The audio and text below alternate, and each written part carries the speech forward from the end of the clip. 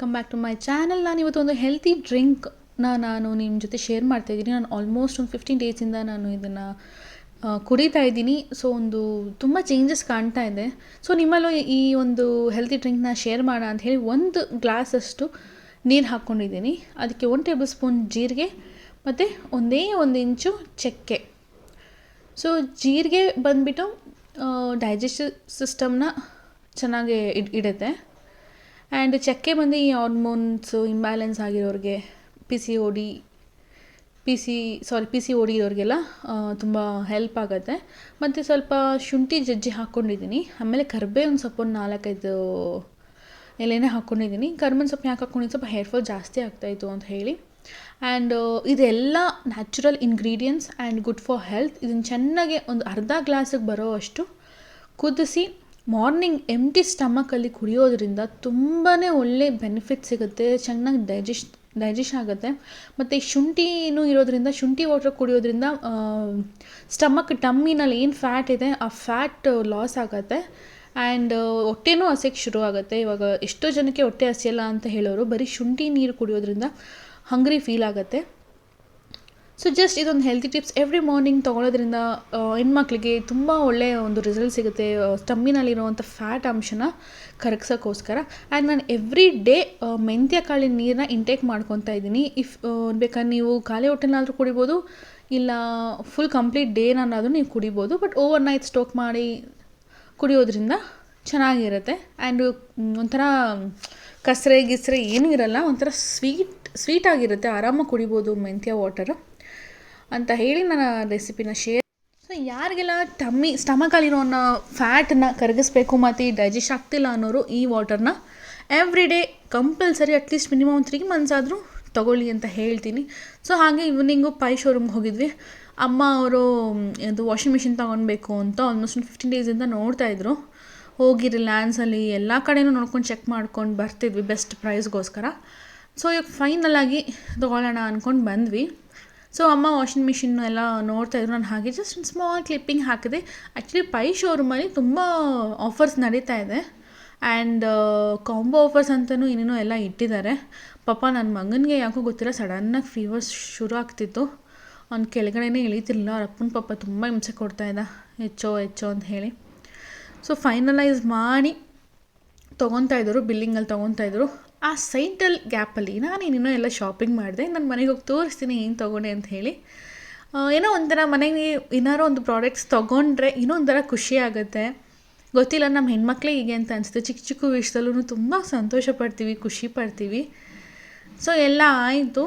But actually ಆಚೆ ಕಡೆ ಏನಾರು ಸ್ನ್ಯಾಕ್ಸ್ ತಿನ್ನೋ ಅಂತ ಅಂದ್ಕೊಂಡ್ವಿ. ಬಟ್ 9:15 ಆಗಿಬಿಟ್ಟಿತ್ತು ಆಲ್ಮೋಸ್ಟ್ ಟೈಮ್. ಮತ್ತು ಊಟ ಮಾಡೋ ಟೈಮು, ಊಟ ಮಾಡೋಕ್ಕಾಗಲ್ಲ ಅಂಥೇಳಿ ಡೈರೆಕ್ಟಾಗಿ ನಾವು ಮನೆಗೆ ಹೋದ್ವಿ. ಮತ್ತು ನಾನು ಫ್ಲಿಪ್ಕಾರ್ಟಲ್ಲಿ ಕೆಲವೊಂದು ಐಟಮ್ಸ್ನ ಬುಕ್ ಮಾಡಿದ್ದೆ ಅಂತ ಹೇಳಿದೆ ಅಲ್ವಾ. ಸೊ ಅದರಲ್ಲಿ ಇದೊಂದು ಟ್ರೈಪಾಡ್ ಬೇಕಿತ್ತು ನನಗೆ. ನನ್ನ ಹತ್ರ ಇತ್ತು ಪ್ರೀವಿಯಸ್ ವಿಡಿಯೋಸ್ ಎಲ್ಲ ನಾನು ಮಾಡಬೇಕಾದ್ರೆ, ಬಟ್ ಅದು ಸ್ವಲ್ಪ ಡ್ಯಾಮೇಜ್ ಆಗಿತ್ತು. ಸೊ ಹಾಗಾಗಿ ಇನ್ನೊಂದು ಬುಕ್ ಮಾಡಿ ತರಿಸಿದ್ದೆ. ಮಾರ್ನಿಂಗ್ ಬುಕ್ ಮಾಡಿದ್ದಕ್ಕೆ ಈವ್ನಿಂಗ್ ಅಷ್ಟರಲ್ಲಿ ನನಗೆ ಡೆಲಿವರಿ ಕೊಟ್ಟರು. I am happy with Flipkart. And tripod ಕೂಡ ಅಷ್ಟೇ ತುಂಬಾ ಚೆನ್ನಾಗಿದೆ. 900 ರೂಪೀಸ್ಗೆ ತುಂಬ ವರ್ತ್ ಅಂತಲೇ ಹೇಳ್ಬೋದು. ನನಗಂತೂ ತುಂಬ ಇಷ್ಟ ಆಯಿತು. Actually one of my YouTuber friend ಈ ಟ್ರೈಪಾಡ್ನ ಸಜೆಷನ್ ಮಾಡಿರೋದು, ಅವರು ಯೂಸ್ ಮಾಡ್ತಿದ್ದಾರೆ ಅಂತ ಹೇಳಿ. ಅವ್ರ ಹೆಸರು ಬಂದು ಅಮ್ಮು ವ್ಲಾಗ್ಸ್ ಇನ್ ಕನ್ನಡ ಅಂತ ಹೇಳಿ, ಮಂಡ್ಯದಿಂದ ಅವರು ವ್ಲಾಗ್ಸ್ ಮಾಡ್ತಾರೆ. She is my friend. ಈ ಥರ ಅದೇನೋ ಹೇಳ್ತಾರಲ್ವ, 1000 ಜನ ಫ್ರೆಂಡ್ಸ್ಗಳ ಮಧ್ಯ ಒಬ್ಬರು ನಮ್ಮನ್ನು ಕೇರ್ ಮಾಡೋರು, ಪ್ರೀತಿ ಮಾಡೋರು, ನಮ್ಮನ್ನ ಆಗು ಹೋಗುಗಳಲ್ಲಿ ಸಪೋರ್ಟ್ ಮಾಡೋವಂಥ ಒಬ್ಬಳು ಫ್ರೆಂಡ್ ಈ ಥರ ಇದ್ದರೆ ಏನೋ ಒಂಥರ ಖುಷಿ ಆಗುತ್ತೆ. ನಾನು ಅವರು ಜಾಸ್ತಿ ಮಾತಾಡೋದಿಲ್ಲ, ಬಟ್ ಸ್ಟಿಲ್ ಏನೋ ಒಂಥರ ಸಜೆಷನ್ ಕೊಡೋದು ಇರ್ಬೋದು, ಇಲ್ಲ ಹಂಗೆ ಮಾಡಿ ಹಿಂಗೆ ಮಾಡಿ ವೀಡಿಯೋಸು ಅಂತೆಲ್ಲ ಹೇಳ್ತಾ ಇರ್ತಾರೆ. I am happy and thank you Ammu. ನಾನು ಗೊತ್ತು ನೀವು ವೀಡಿಯೋ ನೋಡ್ತೀರಾ ಅಂತ ಹೇಳಿ. So thank you for suggestion me this tripod. I am happy. And ತುಂಬ ಚೆನ್ನಾಗಿದೆ ಟ್ರೈಪಾಡ್ ಅಂತೂ. ನಾನು ಆಲ್ರೆಡಿ ವೀಡಿಯೋ ಶೂಟ್ ಮಾಡಿದ್ದೀನಿ ಟ್ರೈಪಾಡಲ್ಲಿ. ಹೊಸದು ಏನಾದರೂ ಈ ಥರ ಮನೆಗೆ ಬಂದರೆ ನನ್ನ ಮಗ ಅಂತೂ ತುಂಬ ಖುಷಿ ಪಡ್ತಾನೆ. ನನಗಿಂತ ಅವನೇ ಎಕ್ಸೈಟ್ಮೆಂಟ್ ಜಾಸ್ತಿ ಆಗ್ತಾನೆ. ಪಾಪ ಮಗು ಅಲ್ವಾ. ಏನಾದ್ರು ಫ್ಲಿಪ್ಕಾರ್ಟಿಂದ ಬಂದ ತಕ್ಷಣ ಅಷ್ಟೇ, ಮಮ್ಮಿ ಇದು ನನಗ ಅಂತಾನೆ. ಇಲ್ಲ ಮಗನೇ ಇದು ನನಗೆ ಅಂತ ಹೇಳಿದ್ರೆ, ಓಕೆ ಮಮ್ಮಿ ಆಯಿತು ಓಪನ್ ಮಾಡು ತೋರಿಸು ಏನದು ಅಂತ ಹೇಳ್ತಾನೆ. ಅವ್ನು ತುಂಬ ಕ್ಯೂರಿಯಾಸಿಟಿ. ಆ್ಯಂಡ್ ಇದೊಂದು ಐರನ್ ತವ ತೊಗೊಂಡೆ. ತುಂಬ ದಿವಸದಿಂದ ನಾನು ಫ್ಲಿಪ್ಕಾರ್ಟಲ್ಲಿ ಹುಡುಕ್ತಾ ಇದ್ದೆ ಫಾರ್ ದ ಬೆಸ್ಟ್ ಪ್ರೈಸ್.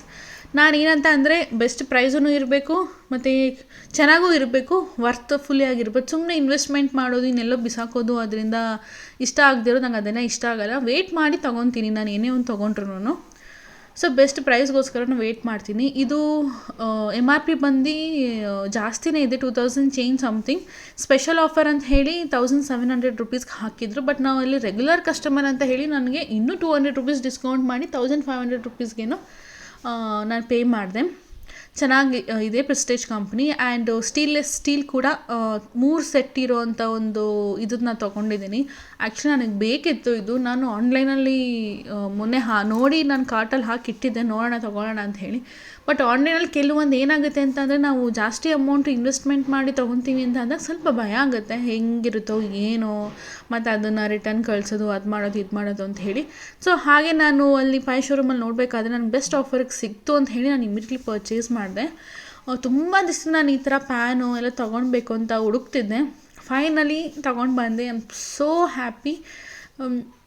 ನೋಡಿದ ತಕ್ಷಣ ಸಿಕ್ಕಾಪಟ್ಟೆ ಇಷ್ಟ ಆಯಿತು. ಕಲರ್ ಇರ್ಬೋದು ಮತ್ತು ಕ್ವಾಲಿಟಿ ಇರ್ಬೋದು. ಪ್ರೆಸ್ಟೇಜ್ ಅಂತ ಅಂದರೆ ಕೇಳಬೇಕಾ, ಅದು ಇದಂತೂ ಸಖತ್ತಾಗಿರುತ್ತೆ. They will never compromise with the quality. ನೋಡಿ, ನನ್ನ ಮಗನೇ ಫುಲ್ಲು ಥ್ರಿಲ್ಲಿಂಗಲ್ಲಿದ್ದಾನೆ. ಏನೇನೋ ಬಂದ್ಬಿಟ್ಟಿದೆಯಲ್ಲ, ನಮ್ಮಮ್ಮ ಏನೇನೋ ತೊಗೊಂಬಿಟ್ಟಿದ್ದಾಳೆ ಅಂತ. ಸೊ ಹೋಗಿದ್ದೆ, ಒಂದು ಮಾಡ್ಕೊಂಡು ಬಂದಿದ್ದೆ, ಇನ್ನೊಂದು ಅಂತ ಹೇಳ್ತಾರಲ್ವ ಹಾಗೆ. ಫೈನಲಿ ನಮ್ಮಮ್ಮನೂ ವಾಷಿಂಗ್ ಮಿಷಿನ್ ತೊಗೊಂಡ್ರು ಆ್ಯಂಡ್ ನಾನು ಇದೆಲ್ಲ ಶಾಪಿಂಗ್ ಮಾಡಿದೆ.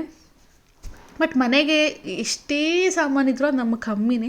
ಏನಾದರೂ ಒಂದು ಹೊಸದು ನೋಡ್ತು ಅಂತ ಅಂದರೆ ಅದ್ರ ಮೇಲೆ ಆಸೆ ಉಟ್ಕೊಬಿಡುತ್ತೆ. ಇಟ್ಸ್ ಕಾಮನ್ ಫಾರ್ ವುಮೆನ್ಸ್, ಏನೂ ಮಾಡೋಕ್ಕಾಗಲ್ಲ. ಸೊ ಅದೇ ನೋಡ್ತಾ ಇದ್ದೆ. ಬಂದಿದ ತಕ್ಷಣ ನಾನೆಲ್ಲ ಅನ್ಬಾಕ್ಸ್ ಮಾಡಬೇಕು. ನಂಗೆ ಅದೇನೋ ನನಗೂ ಅಷ್ಟೇ ಕ್ಯೂರಿಯಾಸಿಟಿ ತಡ್ಕೊಂಡಿರೋಕ್ಕಾಗಲ್ಲ. ನಾನು ಚಿಕ್ಕ ಮಗು ಥರನೇ ಆಡ್ತಿರ್ತೀನಿ.